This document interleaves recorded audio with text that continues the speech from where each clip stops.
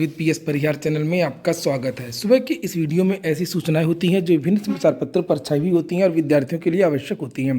तो आइए शुरू करते हैं और देख लेते हैं कि आज के समाचार पत्रों में विद्यार्थी जीवन से संबंधित कौन कौन सी सूचनाएं। आगे बढ़ने से पहले एक सूचना उन विद्यार्थियों के लिए जो विद्यार्थी बिहार डीएलएड एंट्रेंस एग्जाम की तैयारी कर रहे हैं। वे सभी अभ्यर्थी चक्षु प्रकाशन की इस बेस्ट बुक को ले सकते हैं, जिसे आप लोग यहाँ पर देख सकते हैं। नया वाला जो पैटर्न है जिसमें 120 प्रश्न पूछे जाएंगे और जो नया वाला सिलेबस है जिसमें सामान्य हिंदी, गणित, विज्ञान, सामाजिक अध्ययन इत्यादि के प्रश्न पूछे जाएंगे, उससे संबंधित इस पुस्तक में 3000 से ज़्यादा बहुविकल्पीय प्रश्न दिए हुए हैं और इसी पुस्तक में आपको 2 शॉर्ट पेपर भी देखने को मिल जाएंगे। सभी कापी किताबों की दुकानों में चक्षु प्रकाशन की डीएलएड एंट्रेंस एग्जाम की ये पुस्तक आपको मिल जाएगी। और अगर आप लोग ऑनलाइन मंगवाना चाहते हैं तो उसकी लिंक मैंने डिस्क्रिप्शन बॉक्स में दे दिया, वहाँ पर जाकर के आप लोग ऑनलाइन भी मंगवा सकते हैं। बिहार डीएलएड की स्टडी गाइड भी आती है और बिहार डीएलएड का यहाँ पर प्रैक्टिस सेट भी आता है, जिससे आप लोग यहाँ पर देख सकते हैं। प्रैक्टिस सेट में भी लगभग 22 से ज़्यादा बहुविकल्पीय प्रश्न है और 20 प्रैक्टिस सेट हैं। इसकी भी लिंक मैंने डिस्क्रिप्शन बॉक्स में दे दी। रिकॉर्ड 9 दिनों में जारी हुआ नीट पीजी का रिजल्ट यहाँ पर आप लोग देख सकते हैं। लिखा हुआ है national board of exam in medical sciences के नीट पीजी 2023 का रिजल्ट रिकॉर्ड 9 दिनों में मंगलवार को जारी कर दिया गया। नीट पीजी प्रवेश परीक्षा 5 मार्च को ही हुई। आज के समाचार पत्रों में 69,000 शिक्षक भर्ती के बारे में जानकारियां दी गई हैं और लिखा कि 69,000 शिक्षक भर्ती का मामला आरक्षित और अनारक्षित दोनों हो सकते हैं प्रभावित। यहाँ पर सबसे बड़ी बात है कि आज के समाचार पत्रों में जो लिखी हुई है कि सरकार का इसमें क्या विचार है ये समझ में आ गया है। लिखा कि हाईकोर्ट के आदेश के बाद सरकार शिक्षक चयन सूची रिव्यू करने की तैयारी में है। सरकार जो सिंगल बेंच ने आदेश की दिया है कि पूरी सूची फिर से बनाई जाए और जो विद्यार्थी सुपर टेटी में 90 से 97 नंबर के बीच के हैं, जिनको आरक्षण सुपर टेट में मिला था, उन सभी विद्यार्थियों को उनकी आरक्षित कैटेगरी में ही रखा जाए, दोहरा आरक्षण ना दिया जाए और इसकी सीधी एक लिस्ट बना करके उसको 3 महीने के अंदर आप जारी करिए। और इसमें जो विद्यार्थी अंदर आना चाहते हों उनको लीजिए और जो विद्यार्थी बाहर जा रहे हों या आरक्षित कोटे में ना आ पा रहे हों उनको बाहर करिए।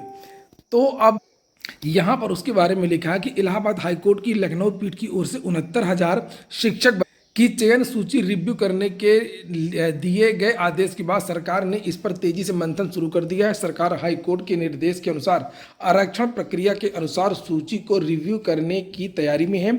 हालांकि अगर सूची रिव्यू करके दोबारा जारी किया जाता है तो आरक्षित और अनारक्षित दोनों वर्ग के अभ्यर्थी प्रभावित हो सकते हैं। हाई कोर्ट की ओर से याचिकाओं की सुनवाई के बाद सोमवार को जारी आदेश का मंगलवार को अधिकारियों ने मंथन किया। शासन के आला अधिकारियों ने भी इस पर बेसिक शिक्षा विभाग के उच्च अधिकारियों से जानकारी मांगी। अधिकारियों ने हाईकोर्ट के आदेश को विधि विशेषज्ञों के साथ पूरा पढ़ा और इसके विभिन्न पहलुओं पर चर्चा की। जानकारी के अनुसार सरकार पहले सूची को रिव्यू करेगी।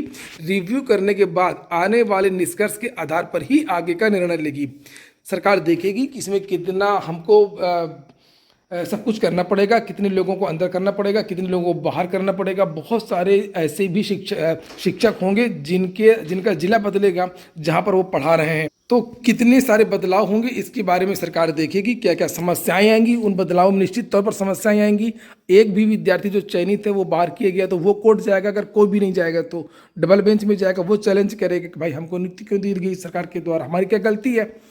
और तो यहाँ पर लिखा कि उसके अनुसार सूची रिव्यू करने का असर यहाँ पर 50-50 दोनों वर्ग के पर पड़ेगा।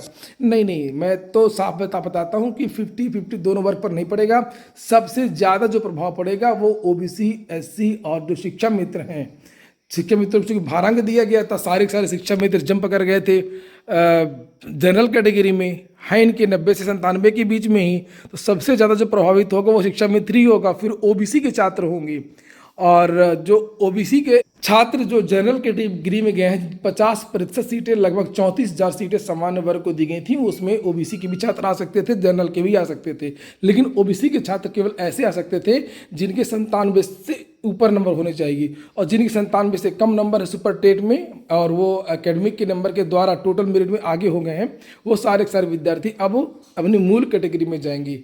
तो जो ओबीसी के जो छात्र हैं उनका ज़्यादा नुकसान हो सकता है। और जब ये भर्ती की जा रही थी, जो 69,000 शिक्षक भर्ती भी 2 चरणों में हुई थी, अगर आपको याद आ रहा हो। और ये जो भर्ती में इन विद्यार्थियों को जब ज्वाइन करवाया गया था, तब भी उस समय भी बहुत सारी याचिकाएं चल रही थी कोर्ट में, और ये कहा गया था कि आपकी जो भर्ती और जो ज्वाइनिंग वगैरह है ये कोर्ट के अधीन की जा रही है।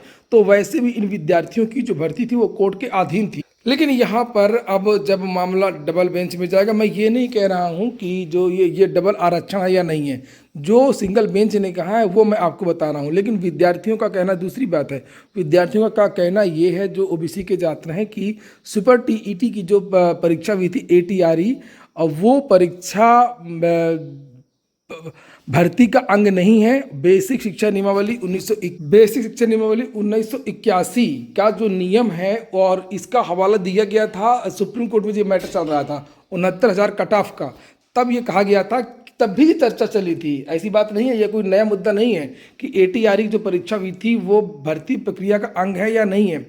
आरक्षण वाली जो बात है वो इसमें लागू होगी कि नहीं लागू होगी, तब ये चर्चा सुप्रीम कोर्ट में जब हुई थी, तब ये कहा गया था कि देखिए यहाँ पर लिखा कि ATRE is only a qualifying examination and not a part of the recruitment process. तो इन विद्यार्थियों का ये तर्क है कि जो सुपर टीटी की परीक्षा हुई थी उसके नंबर जो छूट मिली वो डबल आरक्षण का पार्ट नहीं है। लेकिन सबके अपने अपने तर्क हैं। और अब हम लोग बात करेंगे उत्तर प्रदेश अधीनस्थ सेवा चयन आयोग।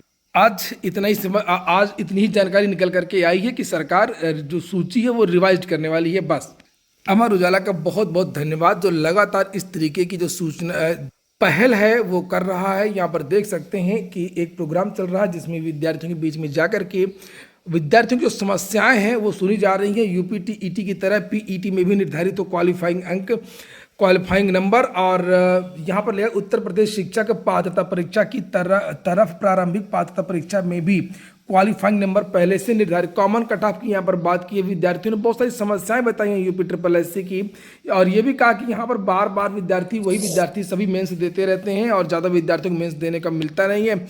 विद्यार्थी ने यह भी कहा है कि यूपी SSS अपना परीक्षा कैलेंडर जारी नहीं करता, परीक्षा कैलेंडर भी जारी करना चाहिए। और बहुत सारी सीटें खाली हैं, बहुत सारे पद रिक्त हैं, बहुत सारे अध्याचन आए हुए हैं। यूपी SSS भर्तियां भी नहीं कर पा रहा, महंगाई बहुत ज़्यादा है, विद्यार्थियों को जीना मुहाल है, परीक्षाएं समय से नहीं हो रही है, करप्शन भी बहुत ज़्यादा है। करप्शन की बात भी विद्यार्थियों ने उठाई है कि लेखपाल भर्ती में 15,000 संदिग्ध ग्राम पंचायत अधिकारी में अंदर से गड़बड़ी भेज दी गई थी, सीटें फिर रद्द की गई हैं, दोबारा परीक्षा नहीं आज तक हो पाई है, दरोगा भर्ती ने तो रिकॉर्ड तोड़ दिया भ्रष्टाचार का। तो ये सब जो बातें विद्यार्थियों ने रखी हैं। और वन रक्षक की शारीरिक परीक्षा 20 मार्च से, इसके लिए एडमिट कार्ड जारी कर दिए गए हैं, पूरा शेड्यूल भी जारी कर दिया गया है, उसके बारे में भी यहाँ पर सूचना है नहीं। अब मुख्यमंत्री ने एपीएस भर्ती मामले में तलब की आख्या, चयनित अभ्यर्थियों के स्थायीकरण को लेकर के तेज हुआ विरोध। एपीएस 2010 की धांधली में उत्तर प्रदेश लोक सेवा आयोग में बहुत बड़ा आरोप लगा था कि खास विद्यार्थियों को छूट दी गई थी, टाइपिंग इत्यादि जम करके धांधली हुई थी। और ये जो भर्ती है उसकी सीबीआई जांच चल रही है, जांच केवल चल रही है, ये रिटायर हो जाएंगे सभी विद्यार्थी नौकरी करके, उसके बाद में रिपोर्ट आएगी उसकी सीबीआई की। और इनका स्थायीकरण हो रहा था, तो उसको लेकर के कुछ छात्रों ने और छात्र संगठनों ने शिकायत की थी कि जब तक इनकी सीबीआई जांच चले तब तक इनको परमानेंट ना किया जाए। इसी को लेकर के मुख्यमंत्री ने संज्ञान में लिया है, और मुख्यमंत्री ने ये कहा कि ये देखिए लिखा है, शिकायत मिलने पर बाद मुख्यमंत्री कार्यालय की ओर से प्रमुख सचिव सचिवालय प्रशासन विभाग को पत्र जारी करके कहा है कि इस पूरे मामले का परीक्षण करा करके 1 सप्ताह के भीतर में आख्या प्रस्तुत करें। आरक्षित वर्ग के अभ्यर्थी शिक्षा मंत्री के आवास का आज घेराव करेंगे, समाचार पत्रों के माध्यम से ये जानकारी दी गई। विद्यार्थियों का बड़ा आरोप है कि जो सरकार है उसने अच्छी पैरवी नहीं की है इस केस में, यही कारण है कि कोर्ट ने इस तरीके का फैसला सुनाया है। लिखा है कि अमरिंदर पटेल ने कहा है कि यदि सरकार मजबूत पैरवी करती तो आज पिछड़े वंचित समाज के अभ्यर्थियों को न्याय मिला होता, साथ ही सभी 6800 चयनित शिक्षक बन करके अपने स्कूलों में हो। बात तो सही है, ये जो सरकार और जो अधिकारी हैं उनका मनमानापन है। भर्ती में पूरी जो भर्ती प्रक्रिया थी उसमें स्पष्ट तरीके से ना तो कैटेगरी के बारे में बताया, ना गुणांक के बारे में बताया, किस वर्ग के कितने विद्यार्थी चयनित हुए इसके बारे में जानकारी नहीं थी। बहुत सारे विवाद लगातार बढ़ते रहे, दसियों 15 जाने कितने सारे जो मुकदमे वो लगातार इस भर्ती में लागू रहे। लेकिन जिन जिम्मेदार अधिकारियों की तरफ से की वजह से ऐसा हुआ, उनके खिलाफ कोई कठोर कार्रवाई नहीं की। इलाहाबाद विश्वविद्यालय संगठक महाविद्यालयों में पीएचडी प्रवेश के लिए 6,124 अभ्यर्थियों ने रजिस्ट्रेशन करवाया है, और इनमें से 4,334 अभ्यर्थियों ने शुल्क जमा किया। मंगलवार को लास्ट डेट खत्म हो गई। विकास प्राधिकरणों में 300 अभियंताओं की भर्ती होगी। राज्य सरकार विकास प्राधिकरणों में सालों से खाली अवर अभियंता और सहायक अभियंता के करीब 300 पदों को भरने जा रही है। जेई और एई के पदों पर सीधी भर्तियां की जाएंगी और अधीक्षण अभियंता स्पष्ट किया गया है कि जेई और एई के पदों पर सीधी भर्तियां की जाएंगी और अधीक्षण अभियंता व मुख्य अभियंता के पदों को पदोन्नति के आधार पर भरा जाए। और यहाँ पर बताया गया कि कौन कौन से पद भरे जाएंगे। नीचे विकास प्राधिकरणों में अवर अभियंता सिविल के 380 पद हैं, इनमें से 52 पद खाली हैं। और इसी तरीके से विद्युत यांत्रिक के 173 में से 152 पद खाली हैं। सहायक अभियंता के कुल 181 पद हैं, इसमें 91 पद पदोन्नति से भरे जाएंगे। 10,000 कर्मियों की छटनी करेगी फेसबुक, 5,000 भर्तियां भी घटा दी हैं। फेसबुक ने 4 महीने पहले भी 11,000 कर्मियों को बाहर निकाला था। कुल मिलाकर के अब तक 26,000 नौकरियां खत्म हो चुकी। आज की वीडियो में इतना ही। पूरा वीडियो सुनने के लिए बहुत बहुत धन्यवाद। और हाँ, वीडियो को लाइक अवश्य कर लें और नए छात्र चैनल को सब्सक्राइब भी कर लें।